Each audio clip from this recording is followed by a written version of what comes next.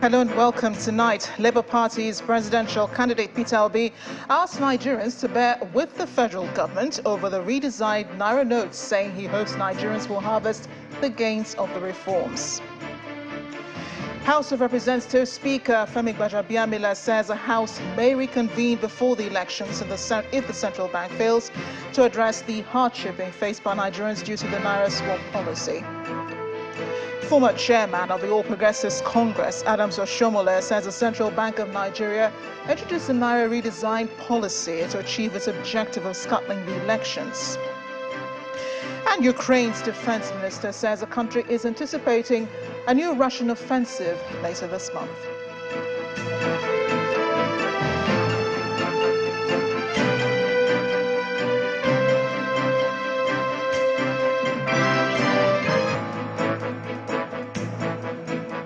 Presidential candidate of the Labour Party, Peter Obi, is urging Nigerians to bear with the federal government and the Central Bank of Nigeria over the redesigned Naira notes. Labour Party's candidate made the appeal on his verified Twitter handle, where he also appealed for calm, saying he hopes the masses will harvest the gains that will come with the reforms. His tweet reads in part, "I urge Nigerians to bear with the CBN and federal government with the hope that the general populace and Nigeria will harvest the gains that will come with the reforms." He said that the currency redesign is not peculiar to Nigeria, adding that the policy comes with some pains but has benefits in the long term. Mr. Obi equally implores the CBN and the central bank and the banks to expedite efforts to make the new currency available to small depositors and the unbanked in order to reduce the pains of Nigerians. Meanwhile, the Speaker of the House of Representatives, Femi Gbajabiamila, says the House would have no option but to reconvene before the February 25th elections if the Central Bank of Nigeria fails to address the hardship faced by Nigerians due to the currency swap policy, according to a statement from the office of the Speaker.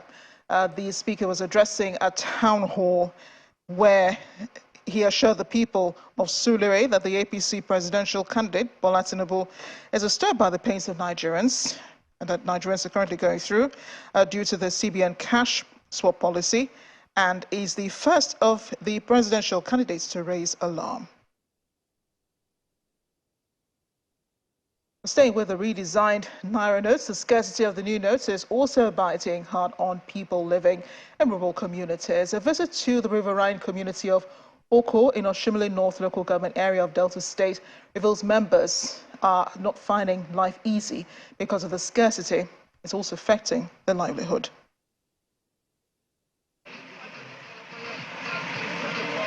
Oko community is a riverine community which is about 6 kilometers to the capital city, Asaba. Residents of the community are predominantly fishermen and farmers because of its location at the western bank of the River Niger. Just like other Nigerians, this community is not spared from the recent scarcity of the Naira, occasioned by the directive of the Central Bank of Nigeria to foster the cashless policy and following the redesigning of some Naira notes. Individuals, business owners, traders lament untold hardship. The economy is very, very hard. No money. Even though you went to POS to collect money, 10,000 naira, they will collect 1,000 naira from you. So to see money and buy food is very hard for us. Our business is tough now for year because of no cash at hand. Before, we normally, when we buy, we pay them cash. But now, no way. The people that have soft mind will give you. Maybe we struggle and give them the half of the money. But the people that don't have soft mind, they will tell you that they cannot sell the fish. The money when I keep, they do business now. They buy now. Not even they reach me to do the business again. So if you reach market, everybody they cry, no money to buy what you go chop. Problem. Back in the community, there are no banks, and so the people rely on point-of-sales transactions to bank their old notes. They are worried about the simultaneous scarcity of cash and fuel. Now changing of Nigeria we do. I mean a changing of money. Or you look at fuel now, how much they sell fuel, how much fuel be. We dey seek two things at the same time for this country. How many days remain now we want to do election? Fuel dey scarce, money dey scarce. Which way to go?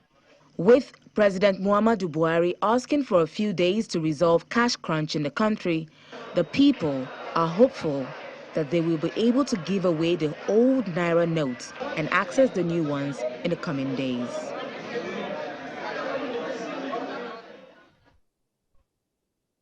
On to politics now. Loyalists of the presidential candidate of the People's Democratic Party in Benue State say they will not work against the election of Governor Samuel Ortom and those from his camp, simply because the governor and Mr. Atiku Abubakar have political issues to settle.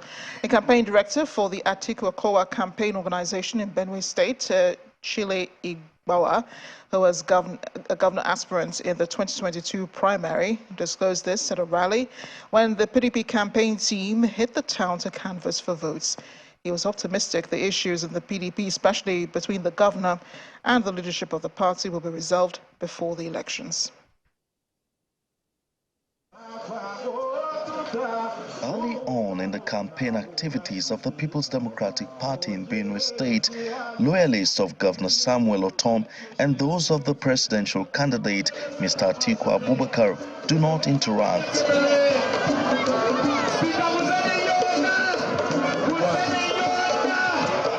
But the peace move initiated by the chairman of the PDP governorship aspirants in Benue State, Mr. Chile Igbawa, is yielding results as both camps now seem to be more tolerant of each other. This is the case in Ushongo when the PDP campaign team for all the elective positions jointly gathered to canvass for votes for the first time. If those of you who were at Government House a couple of days back, when the governor addressed the stakeholders meeting, he did say and acknowledge my effort that I'm making to ensure that there's a reconciliation. It takes time. To destroy is very easy and quick, but to repair takes some time. So negotiations are still going on, and you know that our governor is a very strong member of the PDP. He's interested too. I'm discussing with him personally. I know I can tell you that he's very interested that this matter to be resolved. So that is what it takes to resolve an issue. So I believe that this matter will be resolved. The campaign then moves to Vandekia, the hometown of the PDP governorship candidate and Speaker of the State Assembly, Mr. Titus Uba, where he addresses the people in Tiv language.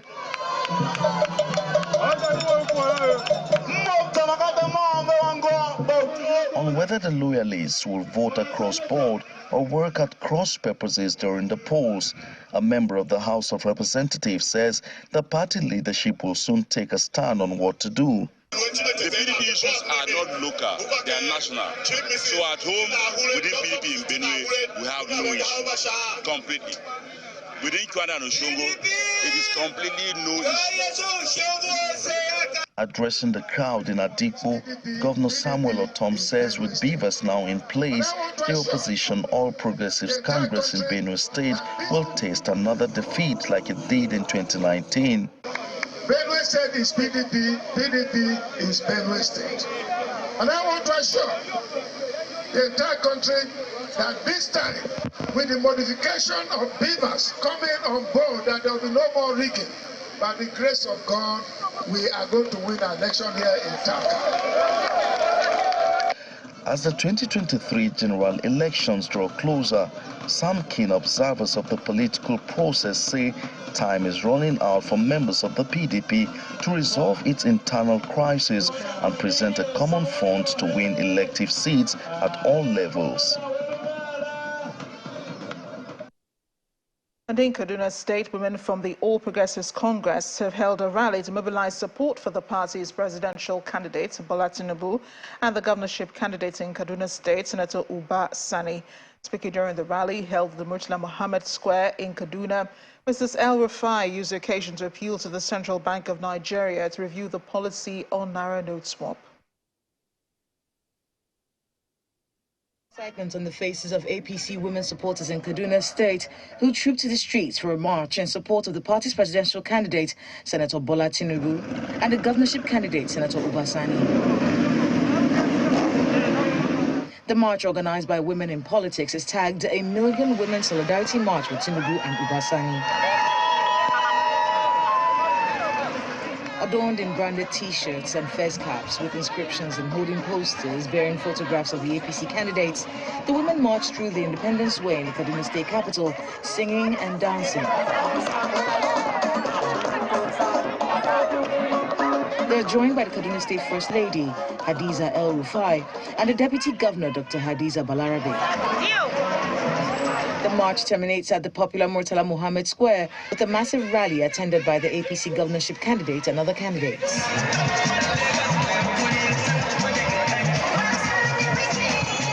We appreciate your coming out since 8 a.m. and some of you were here since 6 a.m. This has proven your loyalty to the APC. We are promising you that just the way our governor, Malam Nasir El-Rufai, recognizes and works with women in politics, we will also do same. This is because women are more loyal and faithful in discharging their duties. For the women, the election of all APC candidates is a task they must accomplish for the betterment of the country. Women are ready. They are ready to work. They've been working. We have seen Minister of Finance. We have seen Minister of Humanitarian. We have seen other ministers. So in that case, we are expecting that more women in position, they will see good things coming. Looking at 2 million to 3 million votes from the women only. I'm not talking about the youth and the other, from the women. 2 million to 3 million votes are what we are looking at. More than, it can go more than that from what you have seen today. I don't see PDP as a threat.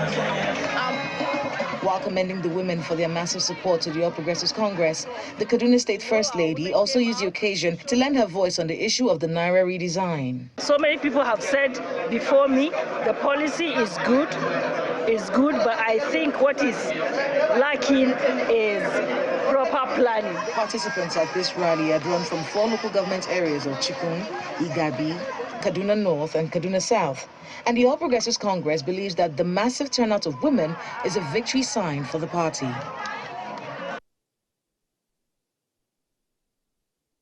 Also lending his voice to the ongoing debate on the adverse effects of the redesigned Naira notes by the Central Bank of Nigeria is a former chairman of the All Progressives Congress, Adams Oshomole. He explains that no section of the CBN Act empowers the Apex Bank to ensure and monitor free and fair elections, and that the Naira redesign policy embarked on by the CBN to curb corruption and vote buying during the 2023 elections is to scuttle the process. He was speaking on our election program, The Verdict. Having worked as chairman, which enabled me to work directly, to relate directly with the president, I know the trick that the CBN played. Because we have a president who has told the world, and I believe he was right, that if Nigeria does not kill corruption, corruption will kill Nigeria. And he meant it. So I can guess, because I wasn't there, that in obtaining the approval which the president said he gave, I believe the CBN deceived the president by amplifying the need to have a corruption-free electioneering, as if election is the only project that this president has responsibility for. Because once you tell the president that, you know, we have to remove corruption from our electoral system, we must prevent vote buying, and by changing currency, those who have stock money, they will be trapped, and election will be free, fair, credible, no vote buying. You could see that the intention of the bank is not to eliminate abuses, is to prevent the election from taking place. Even INEC will have to revise its budget. If it budget to buy PMS to distribute election materials, and you now have to pay 500 Naira or even 1,000 Naira a liter, like I paid last week, where will you find a difference? You're going to do a supplementary appropriation. If you have riot like you have in Ibadan, you had in Benin, I don't know elsewhere, and they were taking place simultaneously, and you are now dealing with the issue of protecting life and property, will election become a priority?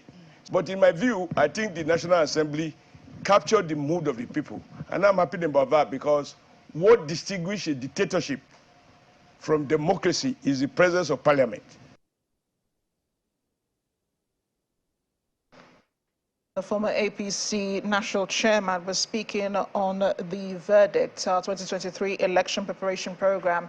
And in part two, after the break, Police Service Commission appoints 3 deputy inspectors general of police, suspends the promotion of 8 commissioners of police for failing to appear for mandatory promotion interview. That's in a moment.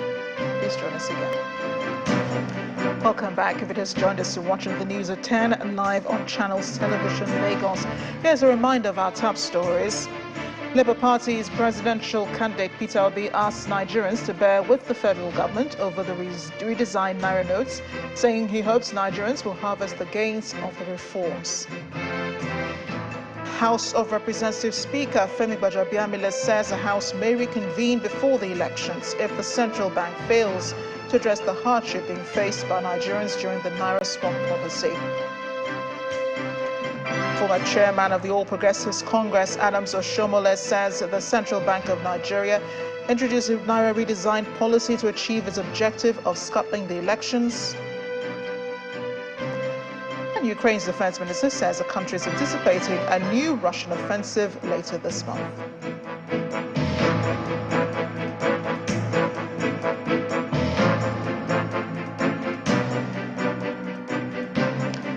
Bauchi State Governor Bala Mohammed has promised to complete all ongoing projects in the state by his administration and begin new ones if re-elected to fully achieve the state's renewal project. The governor is making the promise as he embarks on the last lap of his water ward campaign in Bauchi's South Senatorial District. Our correspondent, Hajira Aliyu, reports.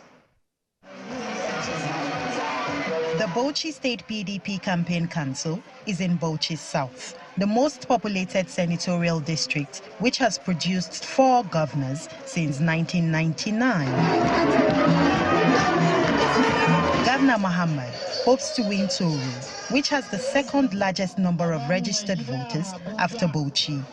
He inspects one of his ongoing road projects in the area during the campaign tour. Dalili shine an ce an sauku da halacci. It is now time to repay Kaura for the good he has brought to you by voting all PDP candidates. From Toru, he traverses hard-to-reach communities where he is constructing a new road to get to Das. In Das, some politicians along with 5,000 supporters announced their defection from the APC to the PDP.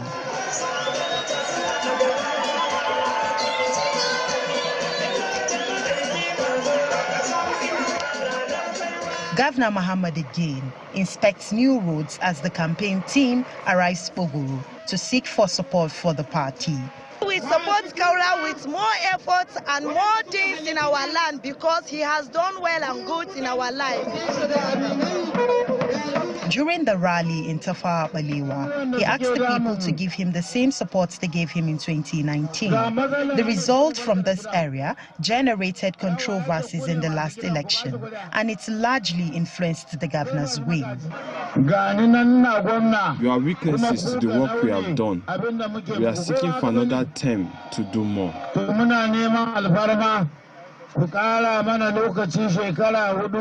The PDP Campaign Council hopes to get the required numbers to win Bauchi South as they fly the party flag. Hajira Aliyu, Channels Television News. Well, it takes a collective will of the people for any candidate to secure victory during an election, and this year's exercise will be no different. That's why Channels Television visits some states in the country to sample the mindset and happenings among people in the rural areas as they prepare for the all-important election later this month and in the month of March.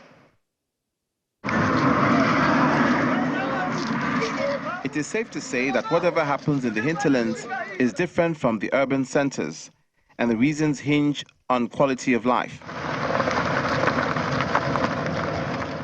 That's why Channels Television set out to some rural areas in the country to get an idea of how the people are preparing for the elections.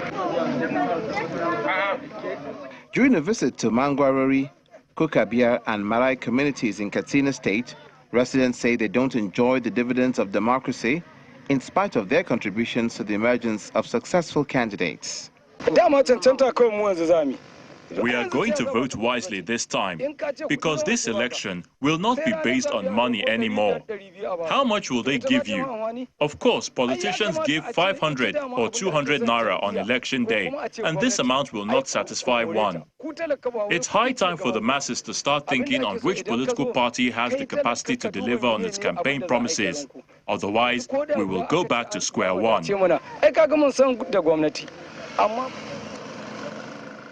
The disposition of the people of Ekiti, Southwest Local Government Area in Ekiti State, is that of a resolve to vote only credible candidates, even as it disclosed that there is alleged pre-election financial inducement in the works by politicians. If they give you just 5,000 or 6,000 naira, okay, calculate that 6,000 naira with 4 years. If you can calculate that money, if you put calculator on that 4,000 or 6,000 naira, in fact per day, you cannot, it's not up to 5 naira. So that is what is happening now in the community. But if people can come out in massively and vote their people of their choice, don't look at the money issue. Understand? But people, they are just looking at if I not collecting money, they will not give me anything. Just forget. Before the way they are doing the election, you will go out after they finish election. They will now share bonds, share money for you after the election. It's not like now, before you vote now, they will not come to your house, give you money. So that is what is affecting us in this country. So if they bring the money, you will not collect it? I will not collect it. If I collect it itself, I will vote the person of my choice, because I will follow my conscience. They cannot use money to buy my conscience.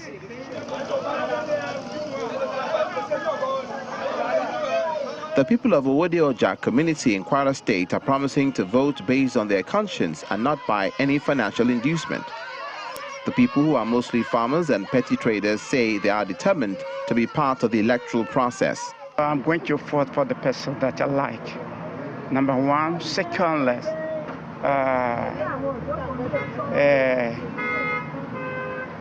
a forward-looking person who is genuinely concerned about the plight of the people. And again, that's just it. And in Yobe State, residents of communities Gadin Itache and Kasesa in Damaturu local government area, displaced by the Boko Haram insurgency, commits to voting into power only leaders that will better their lives. Before and during the 2019 elections, they came here buying votes and providing food items to us. But now it has been reduced. We have realized collecting those items is dangerous. We want infrastructure that our children will benefit from. Our PVCs are ready, waiting for candidates that will come, and we will give them conditions before we cast our votes. With a significant size of the voting bloc coming from the rural communities and the introduction of technology in the electoral process, Nigerians may be in for a surprise from these citizens in the hinterlands. What is being called subsidy on petrol in Nigeria is simply the rich maintaining their lifestyles at the expense of the poor in the process, mired in corruption and fraud.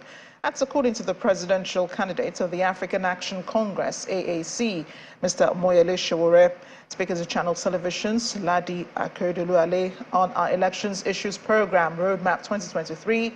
Mr. Sowore says the country's consumption of petrol has grossly inflated, and that if he becomes president, the nation's refineries must be made to work optimally. With regards to subsidy, I have said it and I will repeat it that there's no subsidy in Nigeria. What is happening is the rich subsidizing their lifestyles through corruption.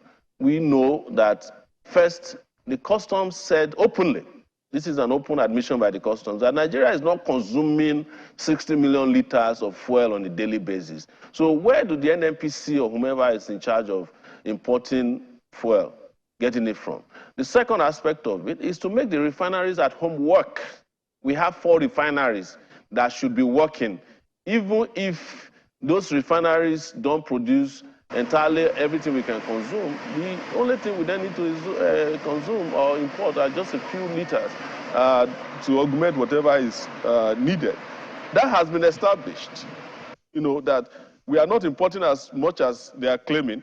And secondly, if we make our refineries work, even if you are saving 10 naira, according to what a friend of mine, Zaka, said yesterday, who is a development expert in the petroleum sector, that if you are producing locally, we'll say 10 naira. You multiply 10 naira by 60 million. That's how much you'll be saving per day. That's not a bad idea. And look at it. You say you can't repair your refineries. It's a bad idea for government to be doing business, to be involved in business. But the government that hates business or should not be in business can invest $2.8 billion in a private refinery in Lagos that is coming on stream very soon. So we keep deceiving ourselves that there's subsidy. What we are subsidizing is the responsibility on the part of those who are running all these agencies that are in charge of importing petrol. We are not importing fuel. We are importing petrol because fuel is way beyond petrol. And the subsidy on petrol is the only subsidized product. We are not subsidizing diesel. It's not available. We are not subsidizing kerosene. It's not available. We are not subsidizing Jet A1 fuel. It's not available. So we are not subsidizing even Vaseline. It's not available. What are we talking about? You can watch more of the interview with Omoyele Sowore on Roadmap 2023. It airs tomorrow, Monday, February 6th, 2023 at 9 p.m. right here on Channels Television. The Nigerian National Petroleum Company Limited says it has evacuated a total of 451 million litres of premium motor spirit, also known as petrol, to filling stations across the country to fight the present challenge of the scarcity of the product. According to a report released by the NNPC Limited, the figure represents 64% of the product's average daily evacuation to filling stations during the reviewed week, which runs from January 28th to February 3rd, 2023. The report goes on to say that 89% of all evacuations took place in the 32 top loading depots of the nation, while 11% took place in other ports. The company reports that 1,251 and 847 trucks were dispatched to Lagos and the FCT Abuja, respectively, receiving the largest number of trucks dispatches. The company, however, reiterates its commitment to continue working with all downstream stakeholders to make sure PMS is readily available at all filling stations across the country. Meanwhile, the Socio-Economic Rights and Accountability Project, SERA, pursued the leadership of the National Assembly over what it terms its failure to cut the National Assembly budget to 228.1 billion naira. In the suit filed at the Federal High Court in Abuja, SERA is seeking order of mandamus to direct and compel the Senate President and the Speaker of the House of Representatives to review and reduce the budget of 228.1 billion naira. The leadership and its members. It also is seeking an order restraining and stopping the National Assembly leadership from collecting the National Assembly budget of 228.1 billion naira until an impact assessment of the spending on access to public goods and services and the country's debt crisis is carried out. SERAP argues the increase in is in grave violation of the public trust. It says the suit follows a move by the National Assembly to increase its 2023 budget from 169 billion naira proposed by President Buhari to 228.1 billion naira. And the Police Service Commission has approved the appointment of 3 Assistant Inspectors General of Police to the rank of Deputy Inspectors General of Police, DIGs. The new DIGs are expected to fill the vacant duty posts created following the retirement of 3 DIGs representing the North Central, Northeast and Northwest geopolitical zones.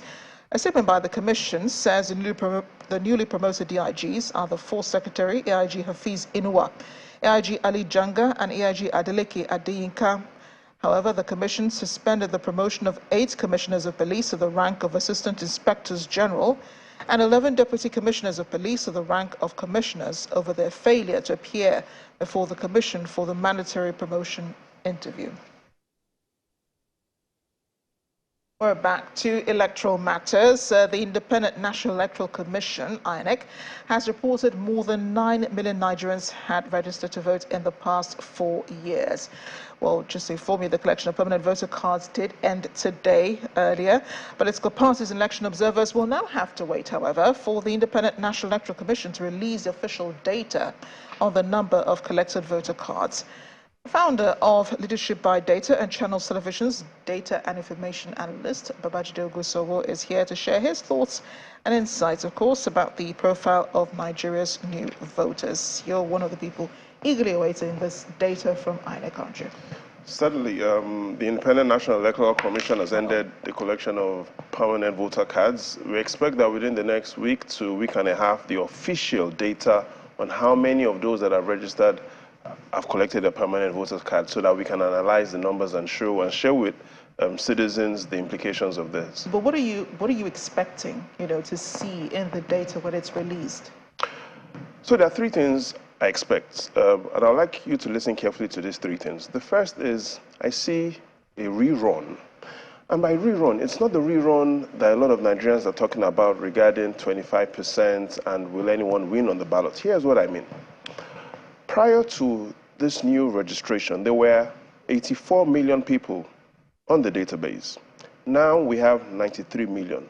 Well, what that means is that 9 out of every 10 people that will be on that queue on February 25, you heard me right, 9 out of every 10 people that will be on that queue were on the queue in 2019.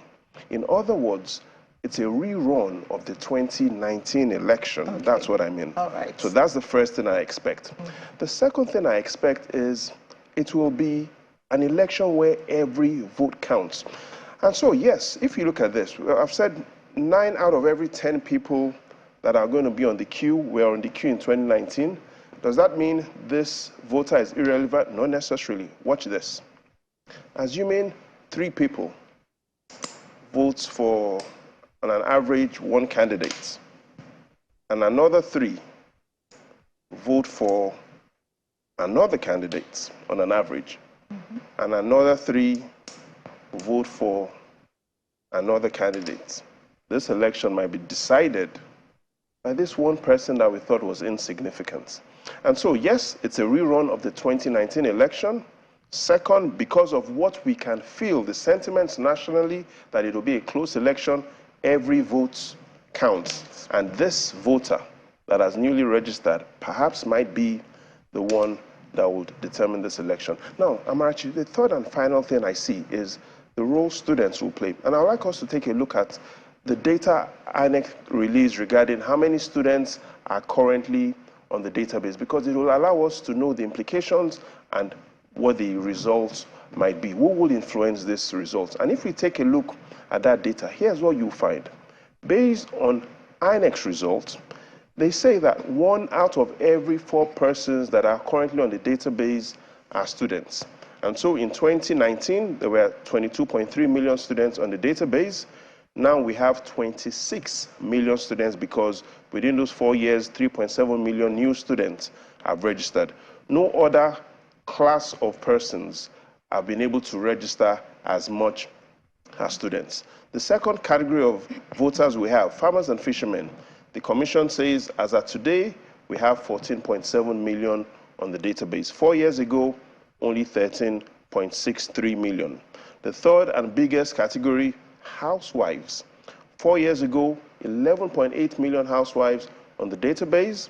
Now we have 13 million housewives on the database. And so among the 93 million registered that are expected to pick up their PVCs, the students have the highest population.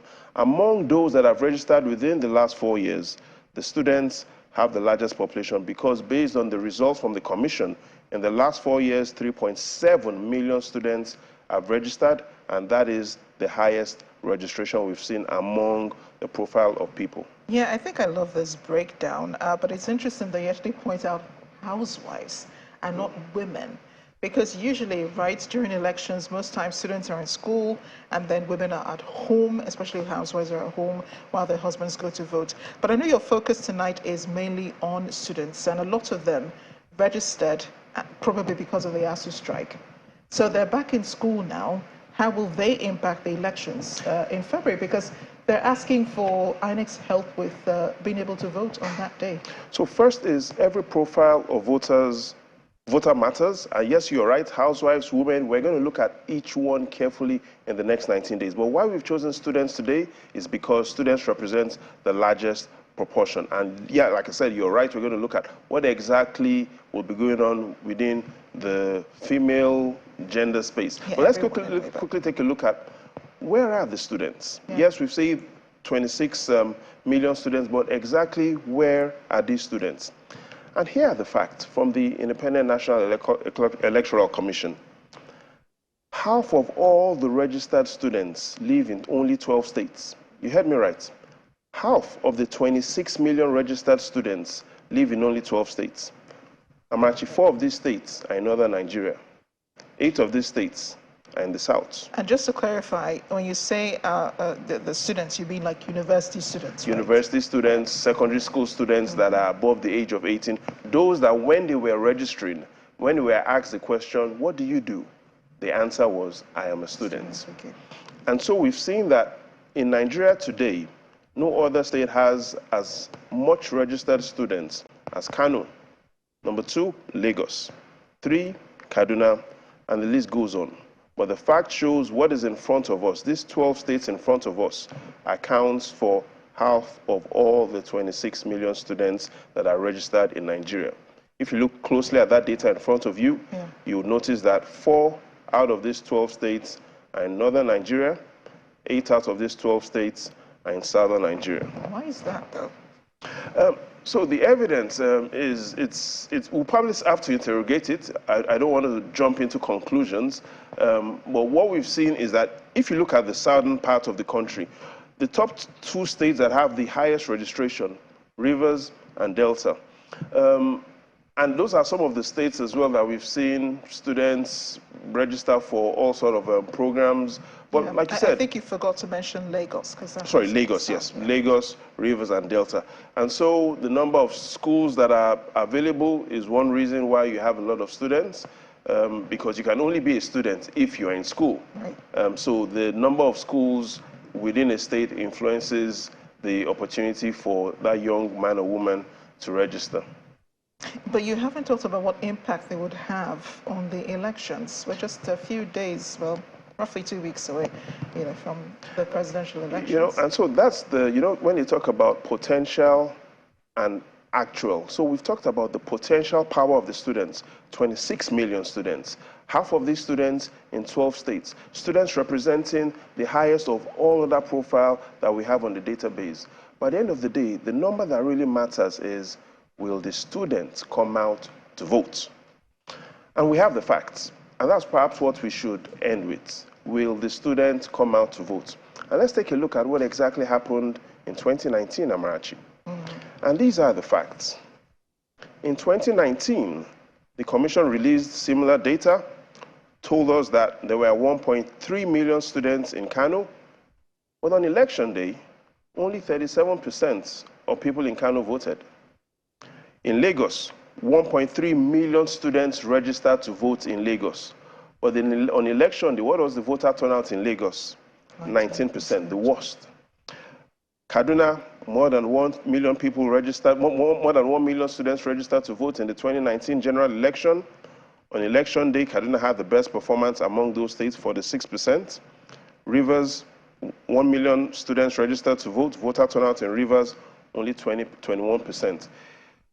What we've seen is dormant students, and that's the summary. Students that make up the highest on our database, students that are in the north, students that are in the south, students that hold the passports to Nigeria's future. But on election day, the voter turnout is poor. And so this election, like I've said, yes, will be decided by the rich and the poor, but it will also be decided by those that come to vote on election day and those that stay away.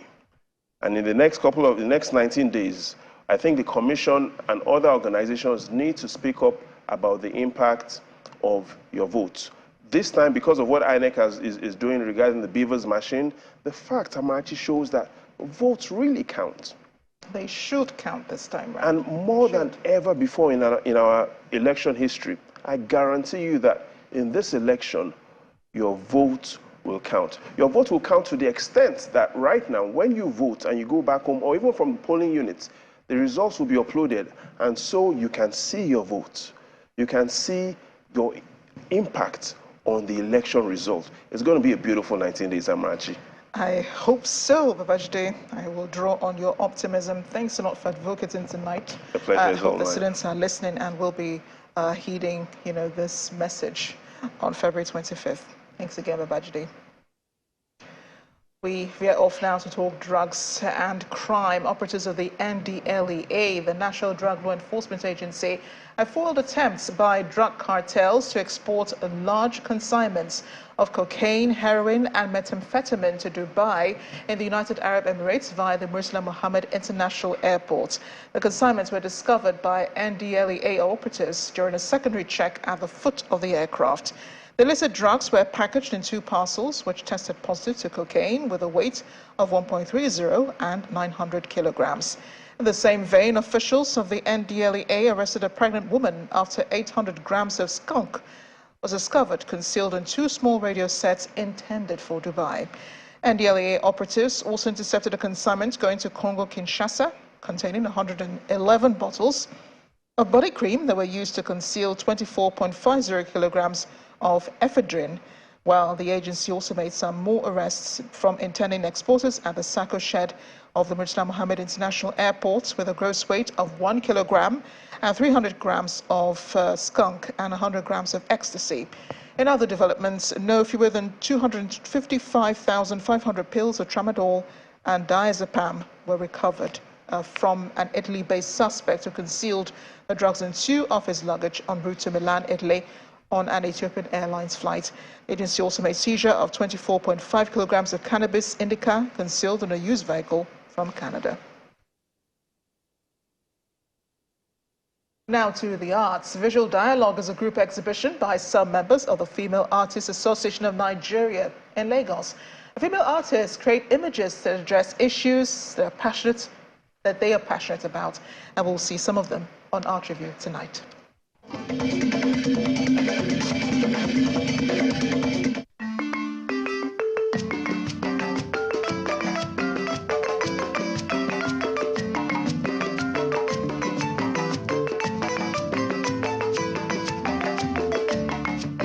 Engaging works of art have been revealed as the Female Artists Association of Nigeria presents Visual Dialogues, an exhibition which is a platform to support this group of artists in Lagos. In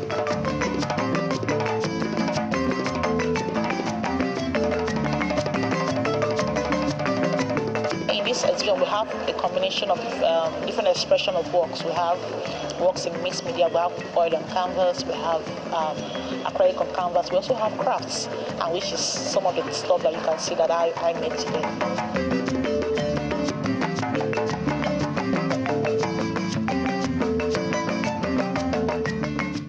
About empowerment for women. It's strictly for empowering the women. It's a platform. Our organization is giving them a platform to exhibit so they can sell and make money. So basically, what we have here are sellable arts, beautiful artworks made by different women from with different media. This empowerment move has images in all shapes and sizes, done with different types of objects from the visual to the unconventional. Adds glamour to the exhibition space, but encourages potential pickers to find what suits their pockets. My work, the title is Impact. Impact, I-M-P-A-C-T. Now, if you look at my work, you can see the face of a lady and then part of the shoulders.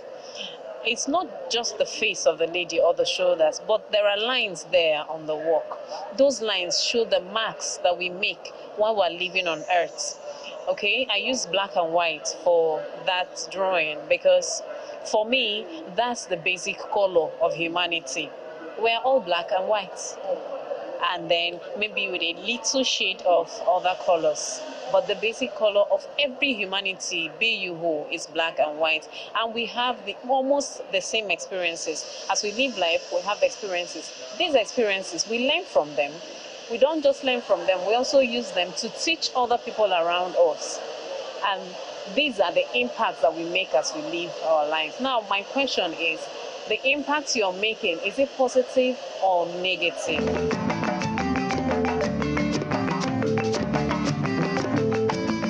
The artists use their distinct media to discuss these issues and send messages to the society by having a visual dialogue.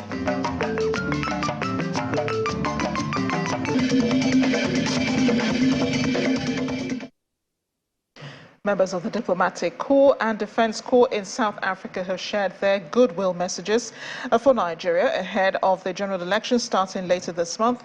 The event was the Armed Forces Remembrance Day hosted by the Defense Advisor to the Nigerian High Commission, Commodore Chikaji Issa, in Pretoria, to honor fallen and living heroes who have dedicated their lives to the nation.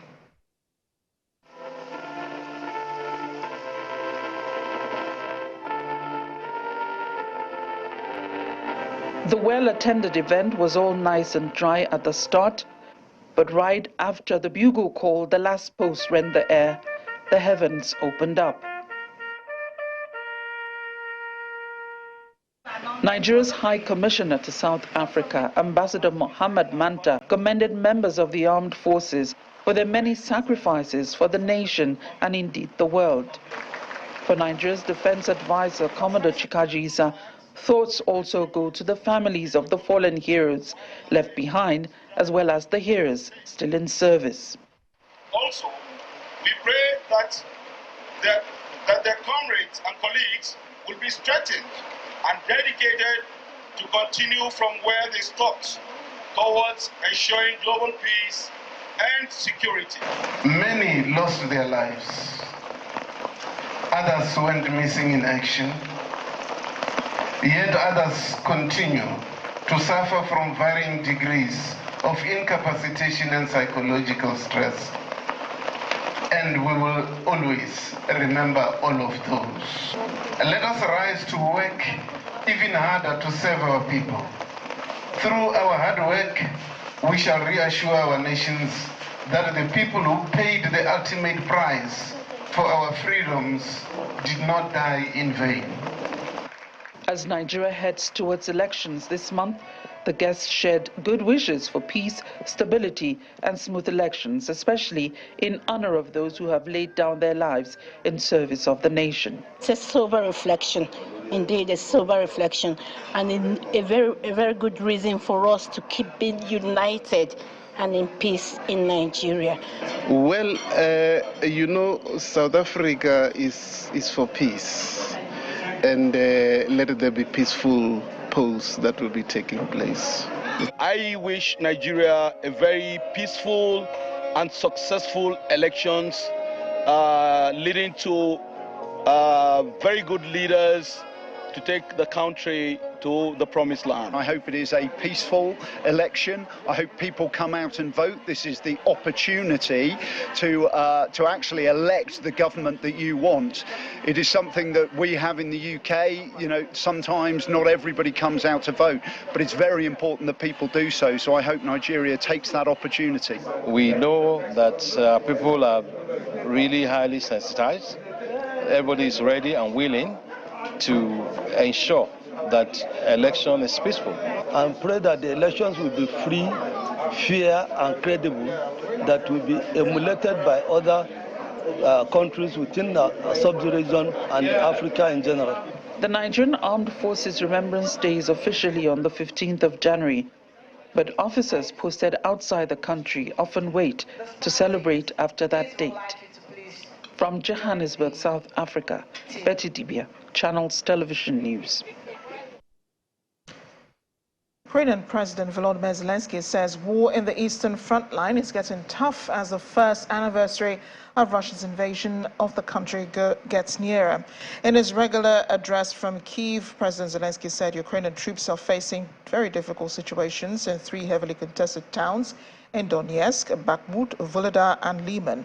Last week, Ukraine's Defense Minister Oleksiy Reznikov said all Western weaponry will have arrived by then, but that Ukraine had reserves to hold off Russian forces.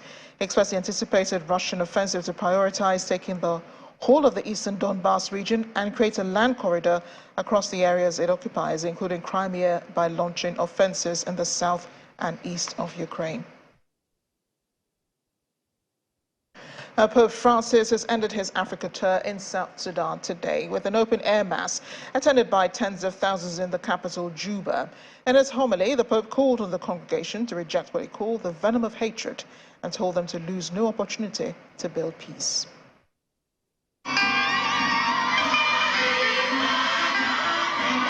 The Pope Mobile pulled into the crowd, who offered a rapturous welcome as he entered the grounds of a mausoleum for South Sudan's liberation hero, John Garang, who died in a helicopter crash in 2005 before the predominantly Christian country gained independence from Muslim Sudan in 2011.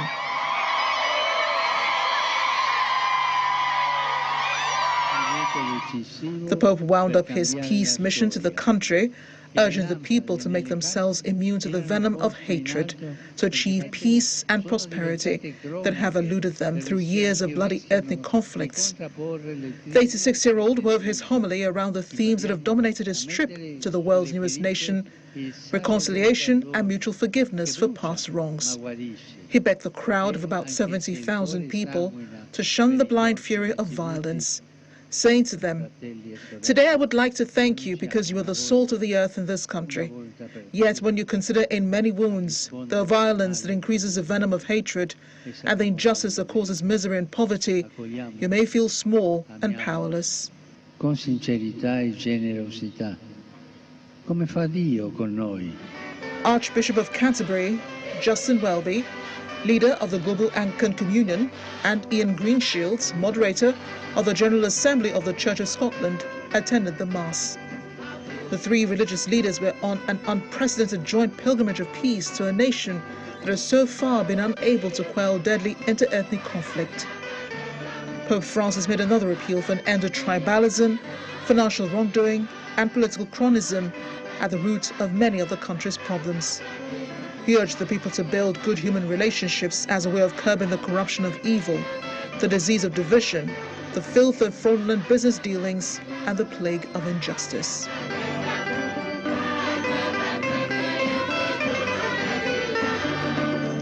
Pope Francis has had a long-standing interest in South Sudan. In one of the most remarkable gestures of his papacy, he knelt to kiss the feet of the country's previously warring leaders during a meeting at the Vatican in 2019. The pilgrimage of peace is the first time in Christian history the leaders of the Catholic, Anglican, and Reformed traditions conducted a joint foreign visit.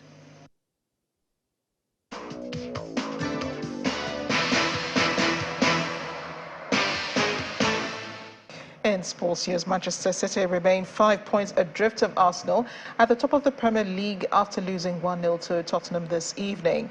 Harry Kane scored the only goal to become Spurs' all-time leading goal scorer on 267, surpassing Jimmy Greaves' record held since 1970. Tottenham have finished with 10 men after defender Christian Romero was sent off in the 87th minute for 2 bookable offences, dug deep into Antonio Conte's absence to frustrate City. While City remain 5 points behind Arsenal, having played 1 game more, Tottenham's victory moves them 1 point behind 4th-placed Newcastle. In the Nigeria Professional Football League, Akwa United spanked Remo Stars 3-1 with Cyril Olisema scoring a brace. In other Group A matches, Chukwemeka Obioma's 2 first-half goals gave Enyimba their 2nd win of the season at the expense of El Kanemi Warriors. Shooting Stars also got a brace from Samuel Ayorinde to beat Nasarawa United 2-0, while Oriyomi Lawal scored an own goal as Plateau United beat over Kwara 1-0. In Group B, newly promoted side Doma FC stunned champions Rivers United 2-1. Wiki Tourists finally got their first win of the season, beating Rangers by a lone goal. Sunshine Stars also beat Bayelsa with same scoreline, while the match between Niger Tornadoes and Lobi Stars ended goalless. And finally tonight, Morocco Football Association is confident of winning the bid to host the 2025 Africa Cup of Nations after the hosting right was stripped from Guinea by the Confederation of African Football last year. A North African nation is currently engaging journalists from across the continent on a tour of its stadia across 6 cities located in Rabat, Casablanca, Agadir, Tangier, Marrakesh, and Fez. The advisor to the president of the Moroccan Football Association, Omar Kiari, told Channels Television in Rabat that all facilities are up to FIFA standards having hosted FIFA competitions.